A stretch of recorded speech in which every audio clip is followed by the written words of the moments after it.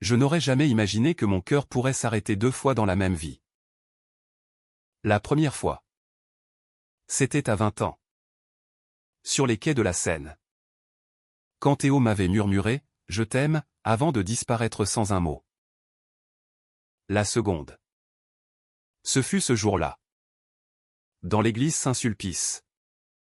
Quand le voile de la mariée se souleva et révéla son visage.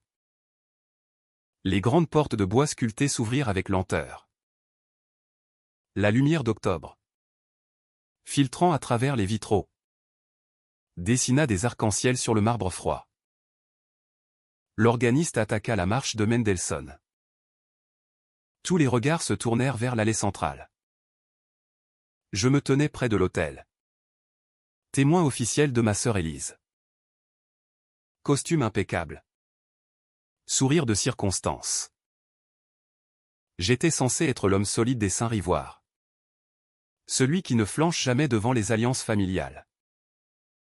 Mais quand la silhouette voilée apparut, quelque chose en moi se brisa net. La démarche était trop assurée pour Élise. Les épaules trop larges. Le pas trop mesuré. Et quand la main gantée écarta délicatement la dentelle, je vis ses yeux. Ces yeux bleus que je connaissais par cœur. Que j'avais cherchés dans chaque inconnu croisé à Paris pendant 10 ans. Théo. Théo Laurent. En costume blanc. Un voile de tulle posé comme une provocation sur ses cheveux blonds. Il avançait seul. Sans père au bras. Sans demoiselle d'honneur. Seul.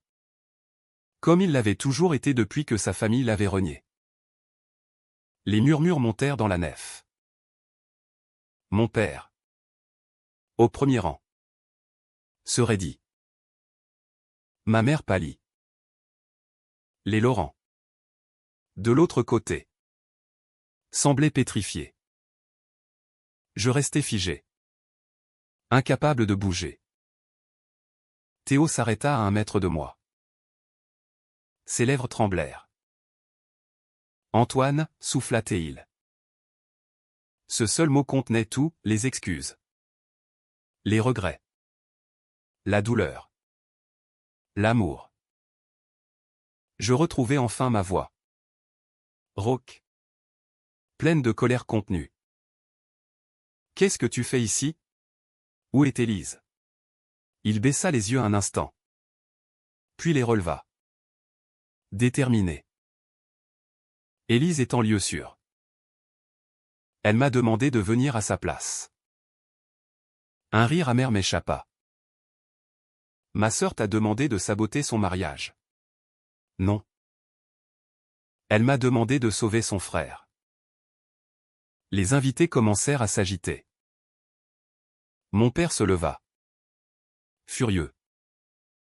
Sécurité, lança-t-il. Mais Théo ne bougea pas.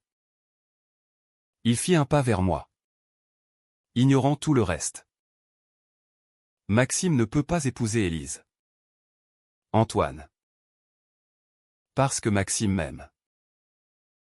Et qu'il souffre en silence depuis des années. Tout comme toi. Je sentis le sol se dérober. Maxime. Le fiancé.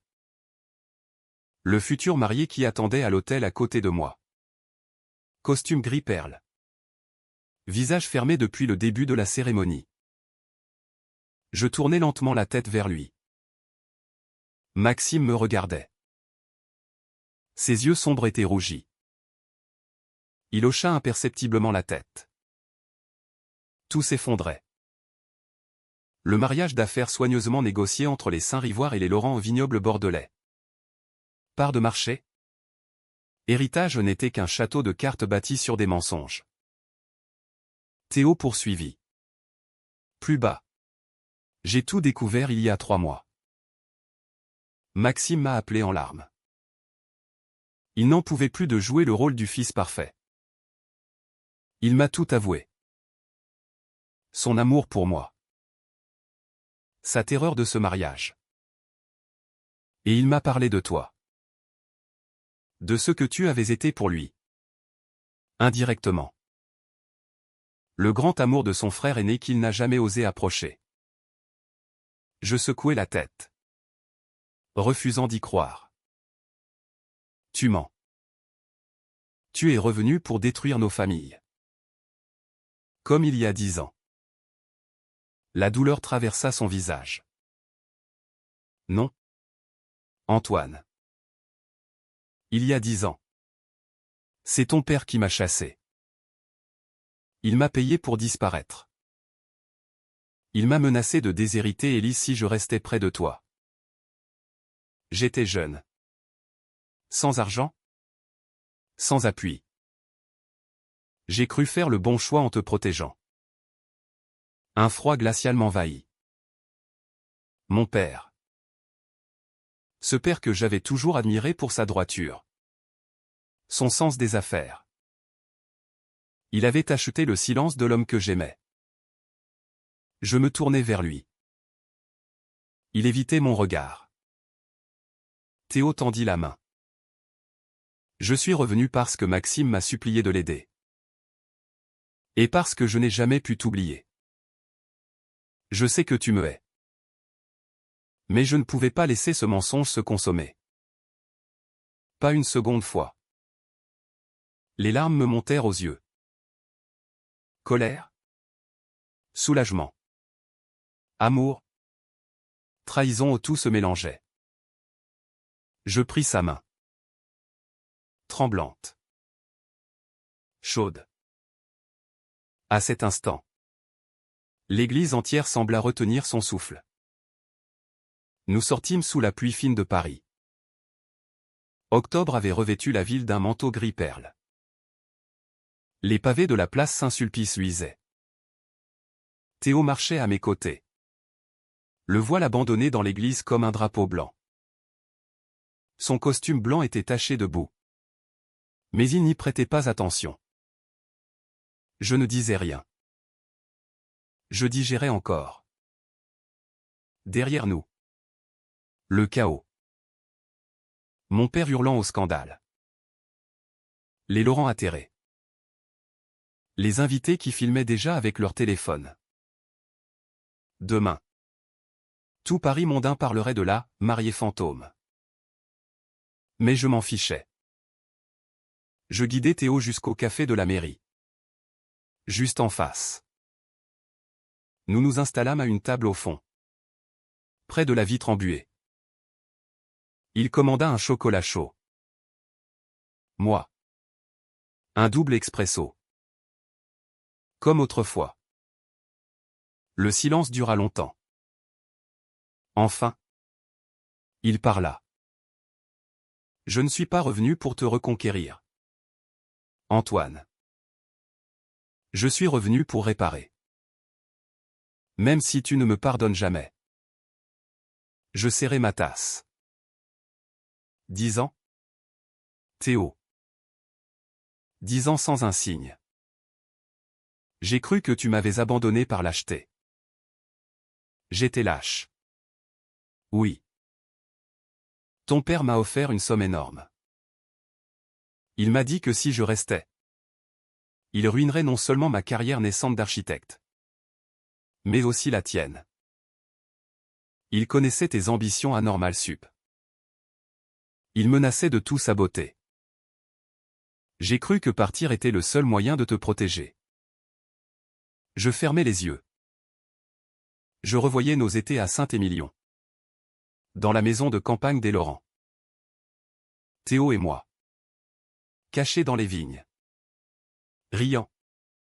Nous embrassant pour la première fois sous la treille.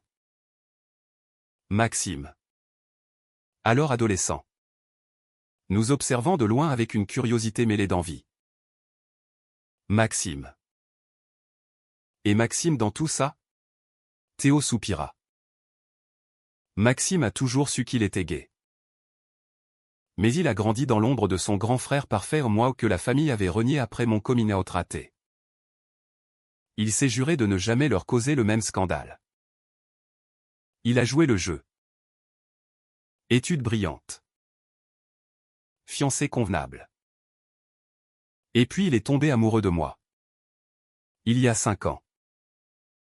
J'étais revenu à Bordeaux pour un chantier. On s'est revus. Ça a été immédiat. Mais on s'est caché. Toujours. Jusqu'à ce mariage arrangé. Je hochai la tête. Lentement. Élise? Élise a tout deviné il y a un mois. Elle m'a contacté en secret. Elle n'aime pas Maxime. Elle accepte ce mariage par devoir familial. Mais elle refuse de vivre dans le mensonge. Elle m'a dit, sauve mon frère. Théo. Et sauve le tien. Un sourire amer étira mes lèvres. Ma petite sœur. Toujours plus courageuse que moi. Théo posa sa main sur la mienne. Antoine, je ne te demande rien. Juste de comprendre. Je retirai ma main. Pas encore. J'ai besoin de temps. Il acquiesça. Les yeux brillants. Nous restâmes là jusqu'à la fermeture. La pluie avait cessé. Paris scintillait sous les réverbères. Je le raccompagnai jusqu'à son hôtel. Rue des Saints-Pères. Devant la porte. Il hésita. Je repars à Bordeaux demain. Quelque chose se serra dans ma poitrine. Reste encore un peu. Les mots m'avaient échappé. Il me regarda. Surpris. Tu es sûr? Non. Mais reste. Les jours suivants furent un tourbillon. Mon père me convoqua dans son bureau de l'avenue Montaigne. Visage fermé. Il me tendit un dossier. Signe ça. Tu reprends la direction des vignobles bordelais. Tu épouses une Laurier ou une cousine éloignée et on étouffe le scandale. Je refusai net. Pour la première fois de ma vie. Je lui tins tête. Je ne vendrai plus mon bonheur pour tes bilans comptables. Il me menaça de déshériter. Je partis en claquant la porte. Élise vint me voir dans mon appartement du Marais. Elle pleurait. Je suis désolé. Antoine. Je ne voulais pas tout faire exploser comme ça. Je la serrai dans mes bras. Tu as fait ce qu'il fallait. Théo, lui, restait à Paris. Il avait pris une chambre dans un petit hôtel près de Saint-Germain-des-Prés. Nous nous voyions tous les jours. Promenade le long de la Seine. Café. Silence lourd de souvenirs. Un soir, sur le pont des Arts, il me raconta tout. Comment il avait vécu à Lisbonne, puis à Barcelone. Comment il avait construit des maisons magnifiques mais toujours seul.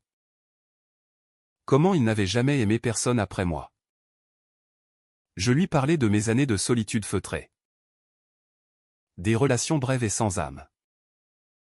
De la carapace que j'avais forgée. Un soir de novembre, sous la pluie battante, nous nous embrassâmes enfin. Près de Notre-Dame. Trempé. Tremblant. Ce fut doux. Hésitant. Chargé de 10 ans d'absence. Mais le bonheur fut bref. Maxime débarqua à Paris. Il vint me voir directement. Visage défait. Valise à la main. Je n'en peux plus. Antoine. Je viens tout avouer à mes parents. Je veux vivre avec Théo. Je le fis entrer. Nous parlâmes toute la nuit. Maxime pleura. Il me confessa son amour pour Théo. Mais aussi son admiration ancienne pour moi. Comment il m'avait idéalisé. Adolescent. Comment il avait souffert de voir son frère perdre l'homme qu'il aimait. Je ne veux pas être l'obstacle entre vous, dit-il. Je veux juste être libre. Je le serrai dans mes bras. Pour la première fois. Je vis en lui un frère. Pas un rival. Mais la tempête familiale éclata. Les parents Laurent rejetèrent Maxime. Mon père menaça de procès. Les journaux à scandale s'emparèrent de l'affaire, mariage mondain avorté, secrets de famille et amours interdites. Théo reçut des menaces anonymes. On vandalisa son chantier à Bordeaux. Un soir, il vint me voir en larmes. Je vais repartir. Loin. Pour vous protéger tous les deux. Je refusai. Non. Cette fois. On reste. Ensemble. L'hiver arriva. Froid et implacable. Nous nous installâmes dans un petit appartement à Montmartre. Théo, Maxime et moi. Élise venait souvent. Nous formions une étrange famille recomposée. Les parents finirent par céder. À contre-cœur. Les affaires souffraient du scandale. Ils préférèrent le silence à la ruine. Maxime et Théo purent enfin s'aimer au grand jour. Discrètement. Mais librement. Moi. Je réapprenais à vivre avec Théo. Chaque matin. Je me réveillais en le regardant dormir. Craignant que ce ne soit un rêve. Mais il y avait encore des ombres. Une lettre arriva. Un jour de janvier. Elle venait de mon père. Il était malade. Cancer. Avancé. Il me demandait de venir le voir. J'hésitais longtemps. Théo m'encouragea. Va. Tu auras des regrets sinon. Je pris le train pour Bordeaux. Mon père était méconnaissable. Maigre. Pâle. Dans son grand lit de la demeure familiale. Il pleura en me voyant. J'ai eu tort. Antoine. J'ai cru protéger la famille. Je n'ai fait que la détruire. Je restai silencieux. Il tendit une enveloppe. Tout ce que j'ai donné à Théo il y a 10 ans je le lui rends. Au centuple. Et je vous lègue à tous les deux la moitié des vignobles. Vous en ferez ce que vous voulez. Je refusai l'argent. Garde-le.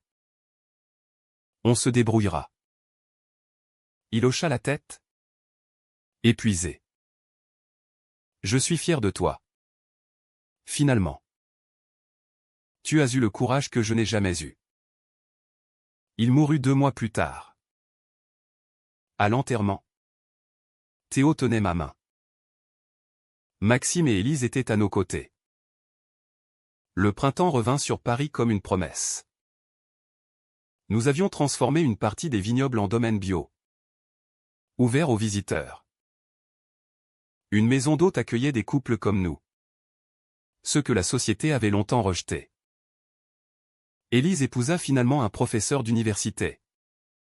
Par amour. Maxime et Théo vivaient ensemble à Bordeaux. Heureux. Enfin. Et moi. Un soir d'avril. Sur la terrasse de notre maison dans les vignes. Théo me demanda en mariage. Simple. Sans voile. Sans église. Juste lui et moi. Sous les étoiles. Je dis oui. Nous nous mariâmes en petit comité. À la mairie de Saint-Émilion. Élise fut témoin. Maxime aussi. Mon père n'était plus là. Mais j'avais pardonné. La vie n'avait pas été tendre. Elle nous avait arraché 10 ans. Elle nous avait fait souffrir. Mais elle nous avait aussi rendus plus forts. Ce soir-là. Après la cérémonie. Théo et moi marchâmes dans les vignes. Il me prit la main. Tu sais. Murmura-t-il. Je ne regrette rien. Parce que tout nous a menés ici. Je souris. Moi non plus. Et pour la première fois depuis 10 ans. Je me sentis enfin chez moi. Dans ses bras. Dans notre vérité. Dans cet amour que plus rien. Jamais. Ne pourrait nous arracher.